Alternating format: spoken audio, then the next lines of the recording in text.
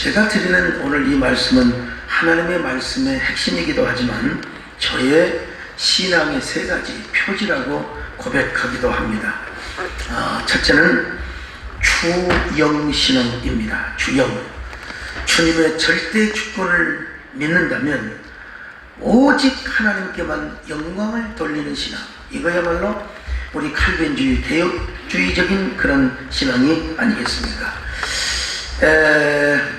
그 로마서 11장 36절에 보면은 만물이 주에게서 나오고 또 주로 말미암고 주에게로 돌아간다고 했습니다.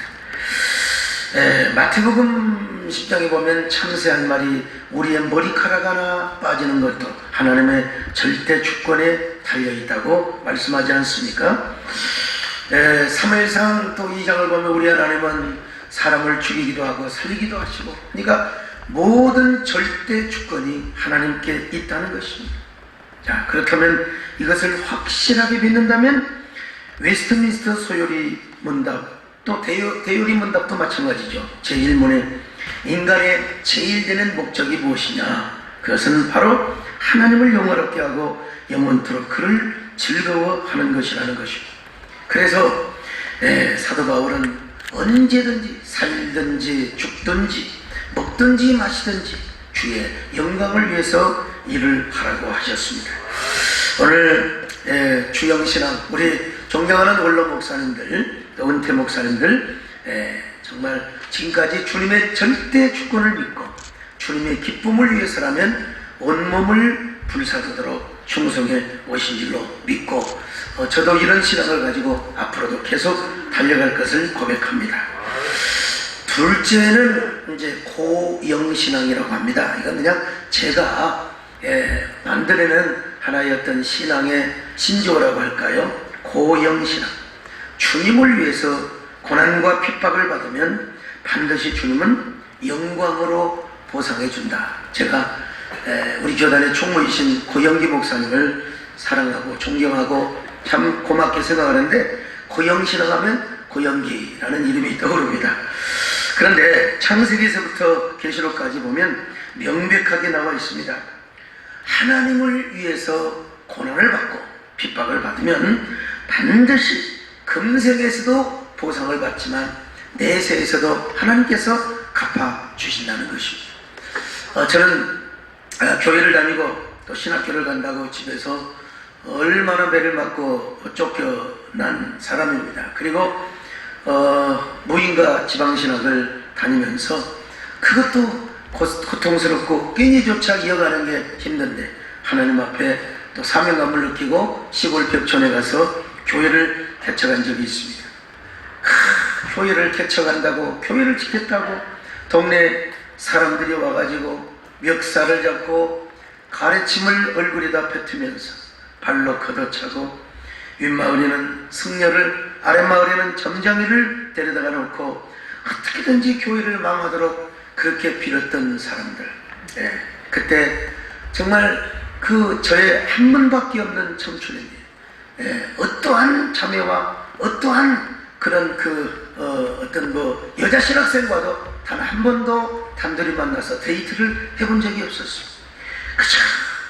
그저 교회 개척 그리고 예배당 건축을 위해서 3년 4년을 눈물을 흘리며 씨를 보냈습니다.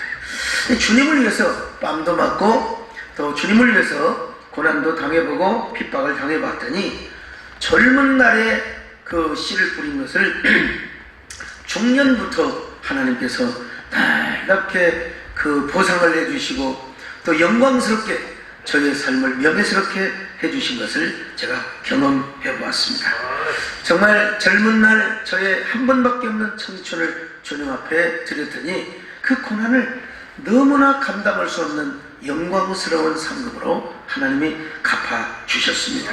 우리 귀한 은퇴 목사님들도 다 그런 젊을 때 고생했던 거 하나님께서 지금도 영광을 받게 하시고 또 여러가지 주 안에서 거룩한 명예와 그리고 영광을 누리고 계심을 저는 믿습니다. 세 번째 마지막으로 이제 천영신앙이라고 제가 그렇게 이름을 붙여봤습니다. 이 땅에서 고생한 것 하나님께서 다 갚아주지만 또 그렇지 않은 경우도 있다고 볼 수 있지 않습니까? 주기철, 손양원 목사님과 같은 박관준 장로님과 같은 순교자들은 사실 이 땅에서 살아서 모든 영광을 누리지는 못했습니다. 그러나 저 영혼은 천국에서 해같이 빛나는 영광, 그리고 눈물겨운 영화로운 화관과 면류관을 쓰면서 아마 지금도 하나님께 영광을 돌리고 계실 것입니다. 오늘 사도 바울은 오늘 본문에서 우리 하나님은 저 내세에 가면 선악간에 모든 심판을 받을 것이라고 말씀하고 있습니다. 여기 심판이라는 말은 헬라어로 베마라고 합니다. 이 베마가요, 고린도 그 지역의 유적지에 가면 지금도 고린도의 그 재판 법원이 있습니다. 그 재판석에 앉은 재판관이 앉은 그 자리에 바로 베마라는 글씨가 지금도 새겨져 있습니다. 아마 사도 바울은 고린도에서 복음을 전할 때마다 이 베마라는 글씨를 보았을 겁니다. 그래서 고린도 교인들에게 바로 이 베마 사상, 하나님의 심판 사상을 오늘 본문에서 이야기를 하고 있습니다. 오늘 사도 바울은 하나님의 베마, 하나님의 심판을 믿기 때문에 13절에서 예수의 비친 삶을 살고 있다고 고백합니다. 오늘 우리도 천국에 가면 이 땅에서 보상받지 못한 것 하나님께서 다 영광스럽게 갚아주시고 천국의 영광스러운 멸류관으로 씌워주심을 확실하게 믿습니다. 우리 원룸 목사님들, 은퇴 목사님들은 다 아시겠지만 성남 제1교회를 심호하셨던 박영규 목사님께서 목사님 이제 눈물을 거두세요 라는 책을 읽어보신 분, 저는 그 어른을 한 번도 뵌 적이 없습니다. 책으로만 배웠습니다. 그분이 쓴 저 높은 곳을 향하여 신학생 시절에 읽었고요. 그분이 교회로부터 또 믿었던 사람들로부터 배신을 당하고 어려움을 당하면서 그 모든 그 어려운 질병을 극복하면서 나중에 눈물로 쓰신 책, 목사님 이제 눈물을 거두세요. 이 책을 읽으면서 한없이 울고 하다 보면 천국의 상급 영광을 까먹고 잊어먹을 때가 있지만 정말 우리가 이 땅에서도 상을 받으면 영광스러운데 하물며 저 영혼은 천국에서 상을 받으면 얼마나 영광스러운가. 저는 제 방에 가면 여러가지 감사패, 국민훈장, 대통령 표창, 수많은 미국 대통령이 받은 감사편지, 또 미국 하원 의장으로부터 받은 수상, 또 대한민국 목사 최초로 미국 국회의원에 등재된 여러가지 등재패들, 놀 데가 없어가지고 더 이상, 그러니까 그만큼 젊은 날 열심히 뛰었다는 얘기겠죠. 많이 활동하고 많은 상을 받았다는 거죠. 그런 것들을 더 이상 둘 데가 없어서 이제 기도원에다가 또 요즘 받은 것들을 복원하고 있습니다. 근데 사실 그 모든 것들은 없어지는 것들입니다. 없어지는 것들입니다. 그러나 하나님 앞에 받은 천국의 그 영광스러운 상급, 이걸 생각한다면 우리가 얼마나 눈물겹고 얼마나 감사할 수밖에 없지 않겠는가. 이 땅에서 상을 받아도 영광스럽고 자랑스러운데 어떤 분은 대통령 표창만 받아도 교회에서 감사 예배를 드리는 걸 봤습니다. 그러나 저 영혼은 천국에서 훈장 아니라 하나님의 아름다운 화관 멸류관을 받는다면 얼마나 영광스럽겠습니까? 그래서 이런 찬송이 있잖아요. 당신의 그 섬김이 천국에서 해같이 빛나리. 당신의 그 수고와 충성이 천국에서 해같이 빛나리. 오늘 우리가 상급을 기대하지 않는 신앙은 힘이 없습니다.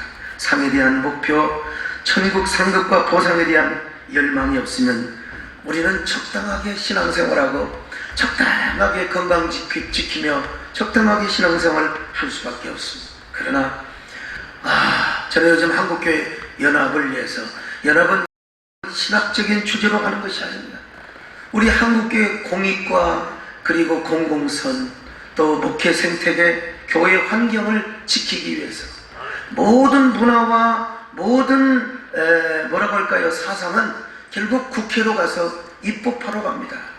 정말 지난 정권 하나님께서 그 기간 동안 우리 한국교회를 그래도 지켜주시고 저 차별금지법 정말 염려하였지만 이제는 뭐 물 건너간 것이나 다름이 없습니다.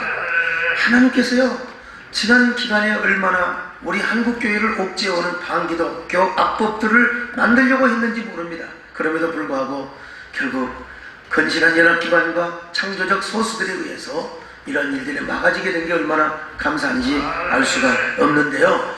그런 의미에서 우리가 이 모든 것 주님을 위해서 수고하고 주님을 위해서 희생하는 모든 것들 다 갚으시고 하나님이 축복해 주신다는 사실, 이게 마지막 우리의 신앙 고백 천영신앙이라고 하는 겁니다. 천국의 영광스러운 상급이라고.